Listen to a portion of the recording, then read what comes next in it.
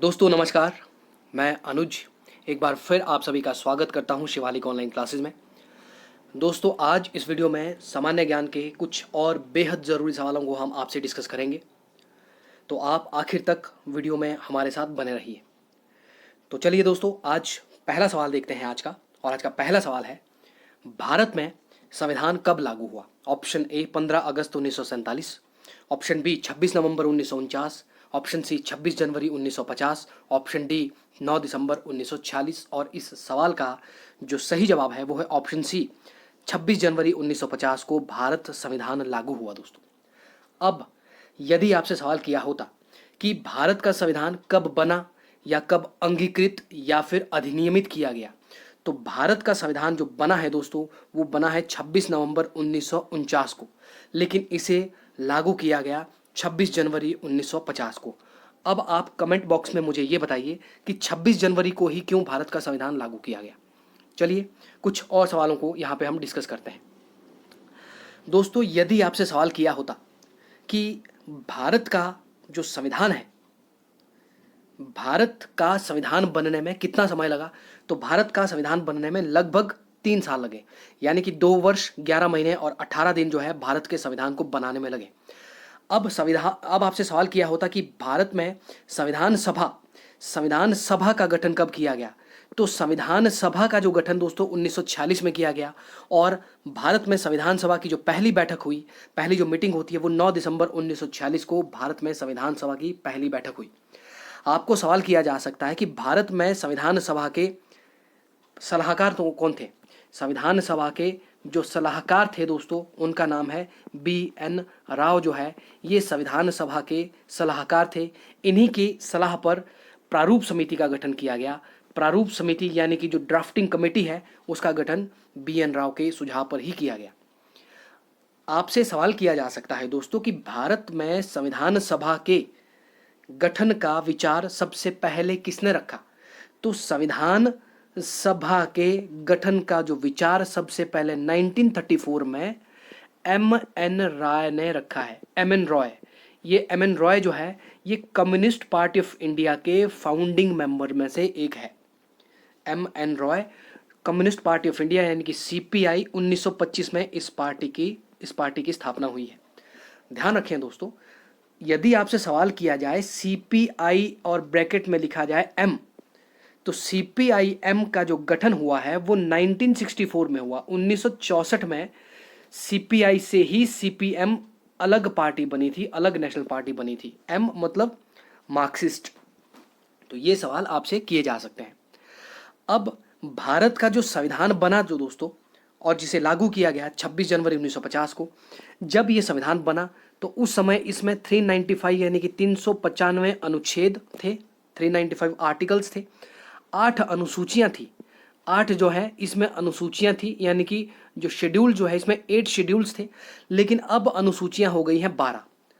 ध्यान रखिएगा, आपसे यदि सवाल पूछा जाए कि भारत के संविधान में कितनी सूचियां हैं, भारत के संविधान में कितनी सूचियां हैं यानी कि कितनी लिस्ट है, तो भारत के संविधान में सूचियां 3 है। वो एक है केंद्र सूची, एक है राज्य सूची, एक है समवर्ती सूची, यानी कि सेंट्रल लिस्ट, स्टेट लिस्ट और कॉन्करेंट लिस्ट। लेकिन यदि आपसे सवाल पूछा जाए कि अनुसूचियां कितनी हैं, तो भारत के संविधान में 12 अनुसूचियां हैं और 8वीं अनुसूची भारत की भाषाओं से जुड़ी है। ये सवाल कई बार परीक्षाओं में पूछा जा चुका है कि निम्नलिखित में से कौन सी अनुसूची जो है भाषाओं में से जुड़ी है, तो 8वीं अनुसूची भारत की भाषाओं से जुड़ी है। और भारत के संविधान में 22 भाषाओं को ऑफिशियल लैंग्वेजेस का दर्जा दिया गया है, राजभाषाओं का दर्जा जो है दिया गया है। ये सवाल भी आपसे पूछा जा सकता है कि भारत के संविधान में कितनी भाषाओं को ऑफिशियल लैंग्वेज का दर्जा दिया गया है। और आपसे सवाल पूछा और भाग यदि इसमें दोस्तों आपसे पूछा जाए भारत के संविधान में कितने भाग थे जब बना, तो 22 इसमें भाग थे जब भारत का संविधान बना। अब भाग जो है इनकी संख्या 25 हो गई है। भारत के संविधान में कुछ नए जो भाग जोड़े गए, जैसे 4 क जोड़ा गया, उसके बाद 4A और 9 क और 9 ख, यानी कि 9A और 9B जो है 9A और 9B जोड़े गए। और एक और जो है भाग जोड़ा गया वो है 14 क, यानी कि 14A जो है ये भी बाद में जोड़ा गया। दोस्तों ये जो भाग 7 है, भाग 7 को बाद में 7वें संवैधानिक संशोधन जब हुआ, 7वां संवैधानिक संशोधन, उसमें भाग 7 को भारत के संविधान से निकाल दिया गया। तो अभी भारत के संविधान में 25 भाग हैं। तो ये सवाल भी आपसे परीक्षाओं में पूछे जा सकते हैं दोस्तों। चलिए अगला सवाल देखते हैं। शिमला समझौता कब हुआ? Option A 1954, option B 1960 1960, option C 1966, option D 1972। और इस सवाल का जो सही जवाब है दोस्तों वो है ऑप्शन डी, जो है 1972 में शिमला समझौता हुआ है। दोस्तों 1971 में 1971 में भारत और पाकिस्तान का युद्ध हुआ। इस युद्ध का जो नतीजा यही निकला कि इसमें बांग्लादेश आज़ाद हुआ। बांग्लादेश के लिबरेशन के लिए ही ये लड़ाई जो है भारत ने लड़ी है पाकिस्तान के साथ। लेकिन इस लड़ाई के बाद 1971 में जो लड़ाई होती है जिसमें कि बांग्लादेश आज़ाद हुआ, इस लड़ाई के बाद एक समझौता होता है भारत और पाकिस्तान के बीच में, वो है शिमला समझौता, जो कि 1972 को किया गया भारत और पाकिस्तान के बीच में। उस समय भारत की जो प्रधानमंत्री श्रीमती इंदिरा गांधी और पाकिस्तान के जो प्रधानमंत्री जुल्फिकार अली भुट्टो, इनके बीच में ये प्रस्ताव हुआ है दोस्तों। शिमला समझौता जो है ये उनके बीच में हुआ है। ध्यान रखिएगा, आपसे यदि सवाल पूछा जाए दोस्तों कि शिमला सम्मेलन कब हुआ, शिमला सम्मेलन, तो शिमला सम्मेलन 1945 में हुआ है और शिमला समझौता 1972 में हुआ है। और ये बहुत जरूरी सवाल है। 1960 में इंडस वाटर ट्रीटी यानी कि सिंधु नदी समझौता, इसे हम सिंधु समझौता भी कह सकते हैं। तो सिंधु समझौता 1960 में भारत और पाकिस्तान के बीच में हुआ, इंडिया और पाकिस्तान के बीच में ये समझौता हुआ सिंधु नदी के पानी को लेकर के। 1966 में दोस्तों 1966 में 1966 में ताशकंद समझौता हुआ। ताशकंद समझौता जो है ये 1966 में हुआ और ये उज़्बेकिस्तान में भारत और पाकिस्तान के बीच में ही ये समझौता हुआ है। इंडिया और पाकिस्तान के बीच में ही ताशकंद समझौता हुआ। जिस दिन ये समझौता हुआ दोस्तों भारत और पाकिस्तान के बीच में, ताशकंद एग्रीमेंट, उसके अगले ही दिन भारत के उस समय जो प्रधानमंत्री थे लाल बहादुर शास्त्री, उनका देहांत हो गया, उनकी मृत्यु हो जाती है उसके अगले ही दिन। और यदि आपसे सवाल पूछा जाए दोस्तों कि पंचशील समझौता यानी कि पंचशील एग्रीमेंट जो है ये कौन कौन से देश के बीच में हुए या कब हुए, तो 1954 में पंचशील समझौता इंडिया और चाइना के बीच में हुआ। भारत और चाइना के बीच में ये पंचशील समझौता हुआ है। ध्यान रखिए दोस्तों, ये जो अभी मैंने आपको बताया ताशकंद समझौता, जब भारत और पाकिस्तान के बीच में 1965 में लड़ाई हुई, उसके बाद जो शांति समझौता किया गया वही ताशकंद समझौता है 1966 में। और ये सवाल जो मैंने यहाँ पे डिस्कस किए हैं ये बेहद ही ज़रूरी सवाल है, एग्जाम पॉइंट ऑफ व्यू से बेहद ज़्यादा ज़रूरी। चलिए अगला सवाल देखते हैं। अगला सवाल है कि निम्न में से कौन सा ग्रह पृथ्वी की जुड़वा बहन कहा जाता है? ऑप्शन ए शुक्र, ऑप्शन बी मंगल, ऑप्शन सी बुध, ऑप्शन डी अरुण। और इस सवाल का जो सही जवाब है दोस्तों वो है ऑप्शन ए, शुक्र ग्रह को पृथ्वी की जुड़वा बहन कहा जाता है।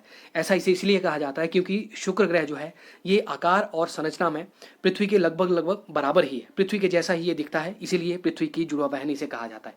शुक्र ग्रह को और कई नामों से जाना जाता है, जैसे दोस्तों इसे शाम का तारा या सांझ का तारा भी कहते हैं, इसे भोर का तारा भी कहते हैं, इसे सबसे चमकीला ग्रह भी कहा जाता है। सबसे चमकीला ग्रह यदि आपसे पूछा जाए तो शुक्र ग्रह ही सबसे चमकीला ग्रह है।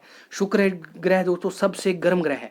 हालांकि सूर्य के सबसे नज़दीक का जो ग्रह है वो बुध ग्रह है, लेकिन शुक्र ग्रह जो है सबसे नज़दीक का ग्रह है और दूसरे नंबर पर सूर्य के सबसे ज़्यादा नज़दीकी है, दूसरे नंबर पर। इसके अलावा शुक्र ग्रह को और भी सवाल शुक्र ग्रह से पूछे जाते हैं, जैसे शुक्र ग्रह एक ऐसा ग्रह है दोस्तों जो कि अपने एक्सिस पर अपनी धुरी पर जो है ये पृथ्वी की गति के विपरीत घूमता है, यानी कि पृथ्वी अपनी गति पर घूमती है पश्चिम से पूर्व की तरफ, और शुक्र और यूरेनस ये ऐसे ग्रह हैं जो दो ये अपनी एक्सिस पर जो है पृथ्वी के अपोजिट घूमते हैं। तो ये सवाल भी आपसे परीक्षाओं में पूछे जाते हैं। मंगल ग्रह को दोस्तों हम लाल ग्रह कहते हैं, रेड प्लैनेट यदि आपसे पूछा जाए तो मंगल ग्रह है। बुध ग्रह जो है ये सूर्य के सबसे नज़दीक और सबसे छोटा ग्रह है, ये सबसे छोटा ग्रह यदि पूछा जाए तो बुध ग्रह। ध्यान रखिए दोस्तों, सूरज के जो ग्रह जितना नज़दीक होगा वो सूर्य की परिक्रमा उतना तेज करेगा, मतलब सबसे जल्दी जो है सूर्य की परिक्रमा वही ग्रह करेगा जो सबसे नज़दीक है। मतलब बुध ग्रह सूर्य के सबसे नज़दीक है और ये सबसे छोटा ग्रह है और यही सूर्य की परिक्रमा सबसे पहले करता है। और सूर्य की परिक्रमा को करने में सबसे अधिक समय वही ग्रह लगाएगा जो सूर्य से सबसे दूर है, यानी कि जो नेपच्यून है, यानी कि जो वरुण है, वरुण ये सूर्य से सबसे दूर है 8 ग्रहों में से। तो सूर्य की परिक्रमा करने में सबसे अधिक समय जो है ये वरुण ग्रह ही लगाता है। इसमें आकार मायने नहीं रखता, यानी कि कौन सा ग्रह छोटा है बड़ा है तो ये मायने नहीं रखता, कौन ग्रह कितना नज़दीक है सूरज के, वही ग्रह जो है सूर्य के चारों तरफ परिक्रमा सबसे जल्दी लगाएगा, सबसे पहले लगाएगा। इसके अलावा दोस्तों आपसे सवाल पूछा जा सकता है कि जो कौन सा ग्रह ऐसा है जिसके चारों ओर वलय है, यानी कि रिंग्स हैं। तो शनि ग्रह जो है इसके चारों तरफ दोस्तों रिंग्स हैं। ये सवाल परीक्षाओं में पूछे जा सकते हैं।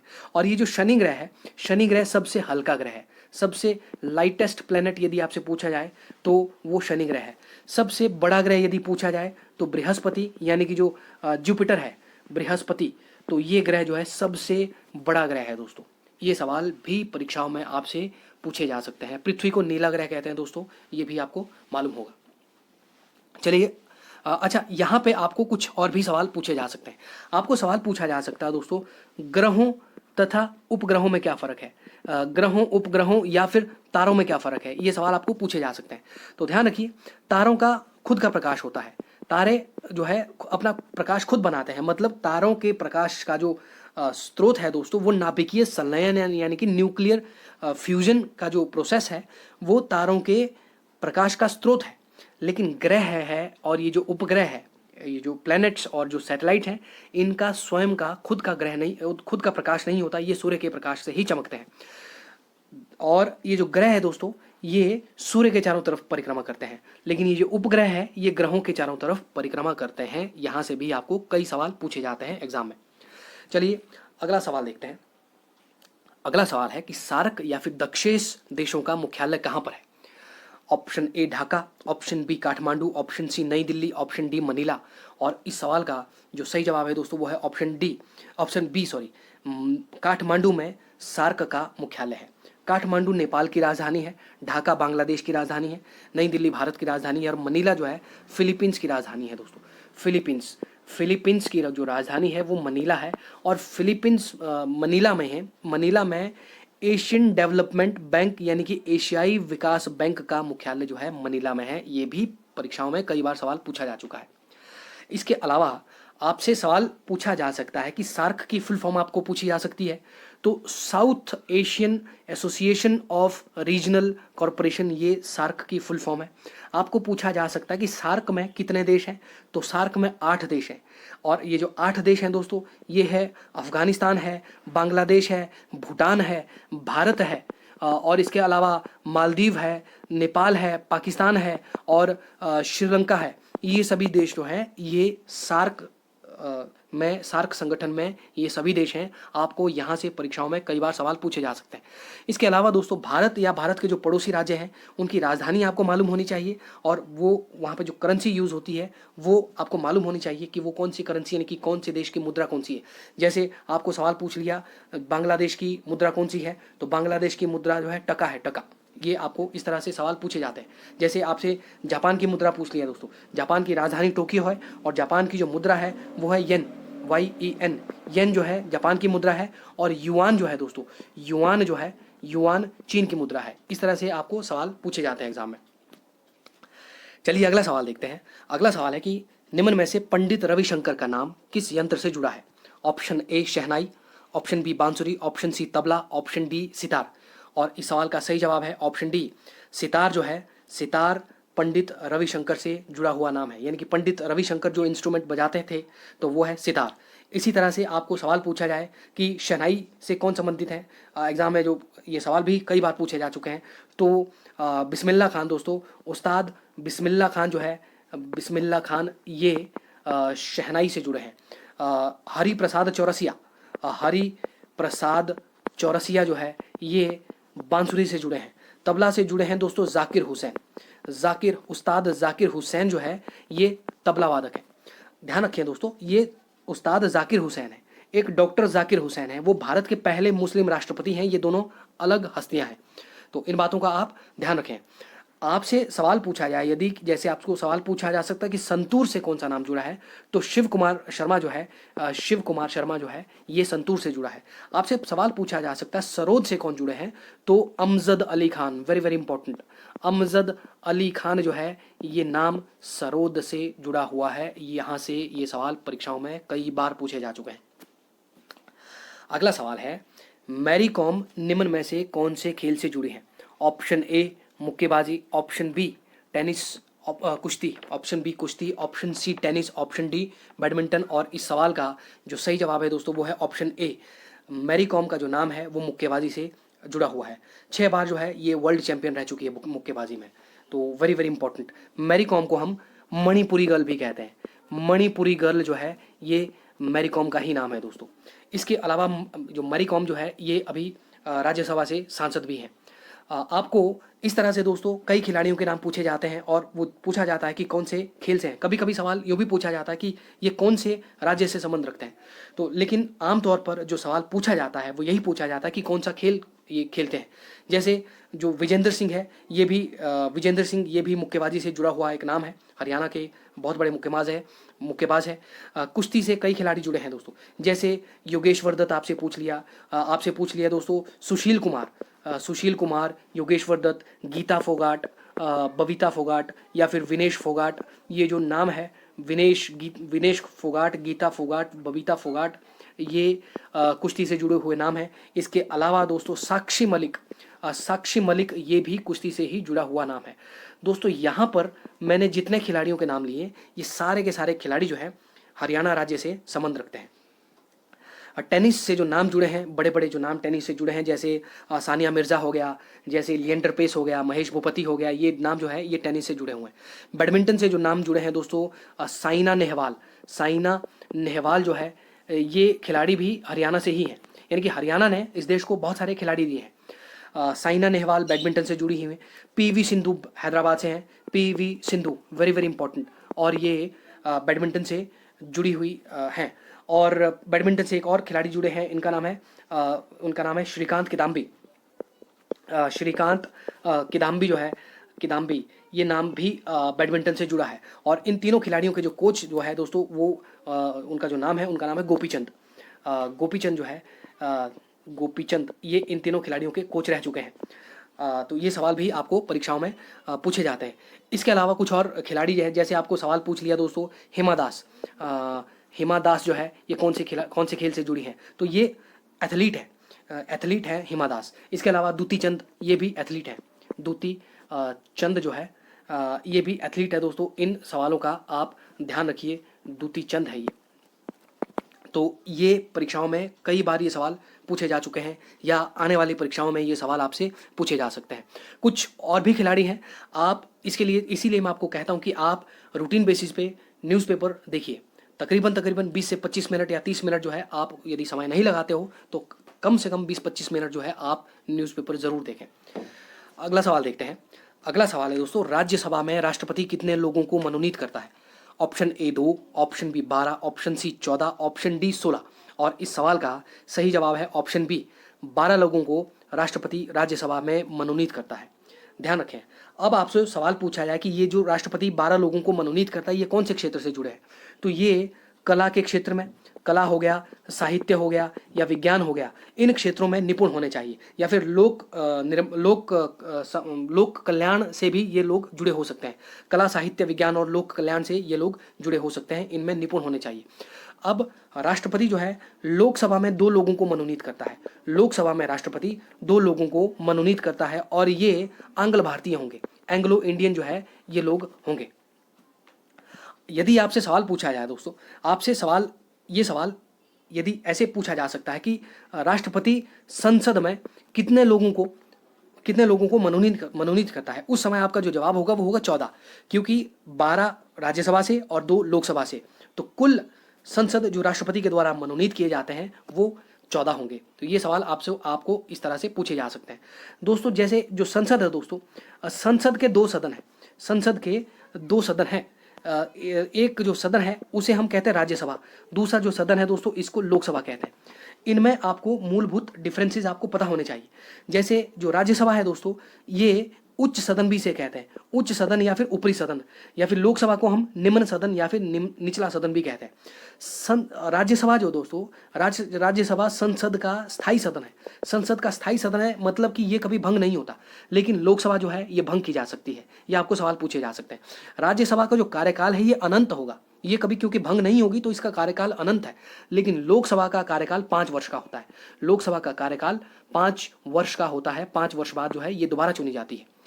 लेकिन 5 वर्ष से पहले, अपने कार्यकाल से पहले भी लोकसभा को स्थगित किया जा सकता है, राष्ट्रपति इसे स्थगित कर सकता है प्रधानमंत्री के कहने पर, या फिर मंत्रिपरिषद के सलाह पर इसको भंग कर सकता है राष्ट्रपति। राज्य, यदि आपको सवाल पूछा जाए कि ये जो राज्यसभा है, आपको सवाल पूछा जा सकता है दोस्तों कि राज्यसभा के सदस्य का कार्यकाल कितना है, ध्यान रखिए। तो राज्यसभा के सदस्य का कार्यकाल जो है वो 6 वर्ष का है और लोकसभा के सदस्य का कार्यकाल ये 5 वर्ष का है। लेकिन राज्यसभा का कार्यकाल जब पूछा जाए तो राज्यसभा का कोई कार्यकाल नहीं है, अनंत, यानी कि राज्यसभा अनंत काल तक रहेगी। ये संविधान में प्रावधान किया गया है। अब आपको यहाँ पर कुछ और भी सवाल पूछे जा सकते हैं, जैसे राज्यसभा में जो राज्यसभा के जो सदस्य चुने जाते हैं दोस्तों, जो निर्वाचित सदस्य राज्यसभा में किए जाते हैं, उनका जो निर्वाचन होता है वो अप्रत्यक्ष होता है, यानी कि प्रत्यक्ष रूप में डायरेक्ट वोटिंग नहीं होती है। लेकिन लोकसभा में जो चुनाव होता है वो प्रत्यक्ष होता है, तो ये भी आप ध्यान रखिए। हालांकि राज्यसभा और लोकसभा में जो चुनाव किए जाते हैं दोस्तों, ये चुनाव, भारत का जो चुनाव आयोग है, इस भारत का चुनाव आयोग ही राज्यसभा और लोकसभा के चुनाव कंडक्ट करवाता है। इसके अलावा आपको सवाल पूछा जाए, राज्यसभा हो गया, राज्यसभा और लोकसभा से आपको सवाल पूछा जा सकता है कि राज्यसभा में कुल सदस्यों की संख्या कितनी होती है। तो राज्यसभा में ध्यान रखिए, कुल सदस्यों की संख्या 250 तक हो सकती है और लोकसभा में कुल सदस्यों की संख्या 552 तक हो सकती है दोस्तों। और राज्यसभा में राष्ट्रपति जो है 12 लोगों को मनोनीत करता है और लोकसभा में राष्ट्रपति 2 लोगों को मनोनीत करता है। इसका मतलब ये है कि राज्यसभा में जो निर्वाचित सदस्य हैं, कुल निर्वाचित सदस्य जो है राज्यसभा में है, वो दोस्तों वो है 238, यानी कि 250 में से 12 माइनस कर दें तो 238 जो है ये कुल निर्वाचित सदस्यों की संख्या है राज्यसभा से। इसी तरह से लोकसभा से कुल निर्वाचित सदस्यों की संख्या 550 है। परंतु लोकसभा में 7 सीट्स जो हैं, ये 7 सीट्स जो हैं दोस्तों, ये पीओके वाले क्षेत्र के लिए रखी गई हैं, आरक्षित रखी गई हैं। और राज्यसभा से 5 सीट्स जो हैं ये पीओके वाले क्षेत्र के लिए आरक्षित की गई हैं। तो कहने का मेरा मतलब ये है, वर्तमान में यदि आपको पूछा जाए, वर्तमान में राज्यसभा से कितने सदस्य हैं या कितने सदस्यों को निर्वाचित किया जाता है, या फिर वर्तमान में लोकसभा से कितने सदस्य हैं, तो वर्तमान में राज्यसभा से 245 सदस्य हैं और लोकसभा से जो है वर्तमान में 545 सदस्य हैं दोस्तों। 552 में मैंने 7 माइनस कर दिए तो 545, और 250 में से 5 माइनस कर दिए जो कि पीओके के लिए आरक्षित किए गए हैं, तो ये 245 हो गया। तो वर्तमान में यदि पूछा जाए तो ध्यान रखिए, अब आपसे सवाल पूछा जाए कि वर्तमान में राज्यसभा में निर्वाचित सदस्यों की संख्या कितनी है, तो जाहिर सी बात है इसमें से यदि हम 12 माइनस कर दें, 245 माइनस में से 12 माइनस कर दें तो निर्वाचित सदस्यों की संख्या वर्तमान में 233 है और यहाँ पर निर्वाचित सदस्यों की संख्या 543 यानी कि 543 है। ये सवाल कई बार परीक्षाओं में पूछे जाते हैं और लोग इनमें कई बार कंफ्यूज हो जाते हैं। आप खाली इतना याद रखिए कि राज्यसभा से कुल सदस्यों की संख्या 250 है और लोकसभा से 552 है। लोकसभा से 2 लोगों को राष्ट्रपति मनोनीत करता है और राज्यसभा से 12 लोगों को मनोनीत करता है। बस खाली उसमें से आप माइनस करते रहिए। तो आपसे ये सवाल कई बार पूछे जाते हैं, तो इन बातों का आप ध्यान रखिएगा। चलिए अगला सवाल देखते हैं। अगला सवाल है दोस्तों कि पानीपत की प्रथम लड़ाई कब हुई। Option A 1526, option B 1757, option C 1761 और ऑप्शन डी 1192। और इस सवाल का जो सही जवाब है दोस्तों वो है ऑप्शन ए 1526 में पानीपत की पहली लड़ाई हुई। और ये जो लड़ाई होती है दोस्तों, ये बाबर तथा इब्राहिम लोदी के बीच में होती है। बाबर तथा इब्राहिम लोदी के बीच में पानीपत का प्रथम युद्ध हुआ। अब आपको यहाँ पर कुछ और सवाल आपको पूछे जाते हैं दोस्तों एग्जाम में। ये इब्राहिम लोदी है दोस्तों, इस बात का ध्यान रखिए, ये इब्राहिम लोदी है, इब्राहिम लोदी, इस तरह से। तो आपसे यहाँ से कुछ और सवाल पूछे, आपको सवाल पूछा जा सकता है दोस्तों कि बाबर को भारत में आक्रमण करने के लिए किसने बुलाया। तो बाबर को भारत में आक्रमण करने के लिए जो बुलाया वो बुलाया आलम खान और दौलत खान लोदी। आलम खान और दौलत खान जो है दोस्तों, इन लोगों ने बाबर को भारत में आक्रमण करने के लिए बुलाया और बाबर ने भारत में 1526 में जो पहली लड़ाई लड़ी गई पानीपत की, ये बाबर के द्वारा भारत में ये लड़ाई लड़ी गई थी। और इस लड़ाई में बाबर ने लोधी वंश को खत्म किया था, लोधी वंश का खात्मा किया बाबर ने और मुगल वंश की स्थापना की। तो ये सवाल आपको सवाल पूछा जा सकता है कि भारत में मुगल साम्राज्य की स्थापना किसने की? तो मुगल साम्राज्य की स्थापना भारत में जो की है दोस्तों, वो बाबर ने ही की है। इसके अलावा बाबर ने कुछ और लड़ाइयाँ लड़ी, काफ़ी जो फेमस हैं, जो एग्जाम में पूछी जा सकती हैं। जैसे 1527 में बाबर ने एक और लड़ाई लड़ी, ये लड़ाई लड़ी खानवा की, खानवा का युद्ध 1527 में। ये लड़ाई जो है बाबर और राणा सांगा के बीच में, जिनका नाम संग्राम सिंह भी है, तो बाबर और संग्राम सिंह के बीच में ये लड़ाई लड़ी गई 1527 में। इस लड़ाई में बाबर ने नारा दिया जिहाद का नारा दोस्तों। इसके अलावा 1757 में जो लड़ाई होती है, ये प्लासी का युद्ध होता है। प्लासी की लड़ाई यदि आपसे पूछा जाए तो 1757 में ये एक तरफ को सिराजुद्दौला थे और दूसरी तरफ को ईस्ट इंडिया कंपनी थी। 1761 में पानीपत की तीसरी लड़ाई होती है। पानीपत की तीसरी लड़ाई ये मराठों और अहमद शाह अब्दाली के बीच में होती है, जिसमें अहमद शाह अब्दाली की जीत होती है। पानीपत की दूसरी लड़ाई यदि आपसे पूछा जाए दोस्तों, तो 1556 में बाबर का पोता यानी कि अकबर और हेमू विक्रमादित्य के बीच में, बाबर का द्वितीय युद्ध, दूसरा युद्ध 1556 में होता है दोस्तों। और 1556 में ये जो लड़ाई अकबर ने लड़ी, ये अपने चाचा बैरम खान के संरक्षण में लड़ी है। तो ये सवाल भी परीक्षाओं में कई बार पूछे जा चुके हैं। 1192 में जो युद्ध है दोस्तों, ये तराइन का लड़ाई है। तराइन का दूसरी लड़ाई आपसे पूछा जा सकता है कि दूसरी लड़ाई तराइन की कब हुई? तो तराइन की दूसरी लड़ाई 1192 में हुई और ये लड़ाई एक तरफ को थे मोहम्मद गौरी और दूसरी तरफ को थे दोस्तों, जो दूसरी तरफ को थे उनका नाम है पृथ्वीराज चौहान। तो मोहम्मद गौरी और पृथ्वीराज चौहान के बीच में तराइन का पहली लड़ाई भी इन्हीं के बीच में लड़ी गई और 1191 में, और दूसरी लड़ाई भी इन्हीं के बीच में लड़ी गई, मोहम्मद गौरी और पृथ्वीराज चौहान के बीच में, जिसमें कि मोहम्मद गौरी ने पृथ्वीराज चौहान को हरा दिया। और मोहम्मद गौरी ने ही भारत में सल्तनत काल की शुरुआत की दोस्तों। दिल्ली डायनेस्टी या फिर सल्तनत काल आपसे पूछा जा सकता है कि भारत में सल्तनत काल किसने शुरू करवाया?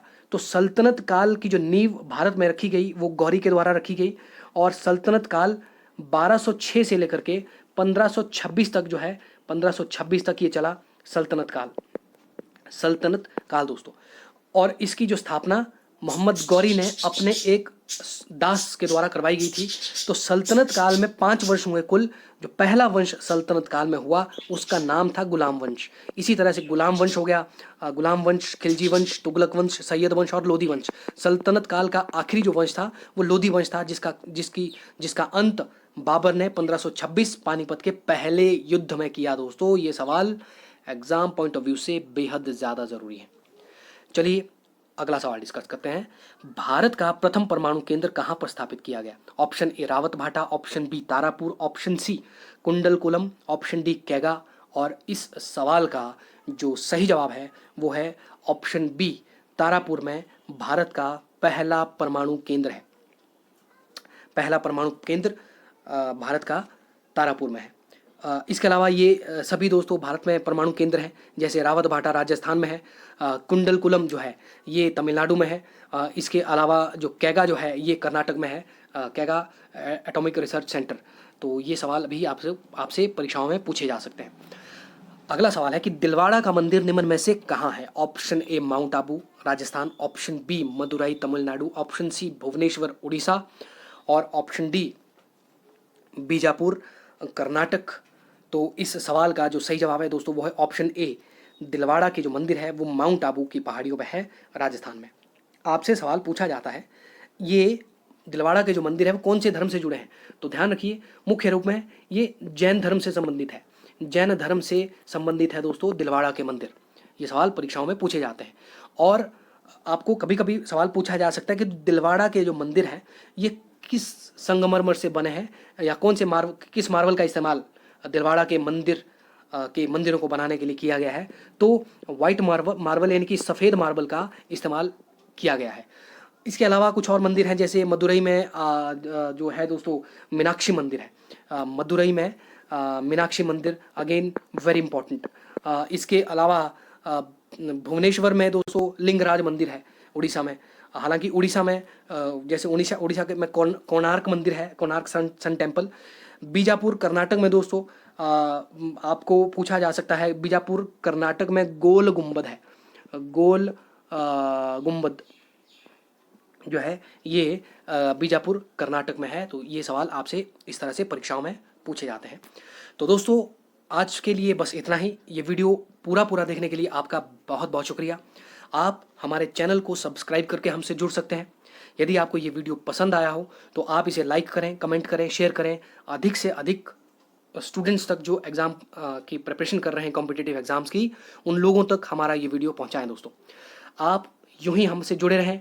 हम अगले वीडियोस में आपसे मिलेंगे कुछ और नए सवाल जवाबों के साथ। तब तक के लिए दोस्तों नमस्कार, जय हिंद, जय भारत।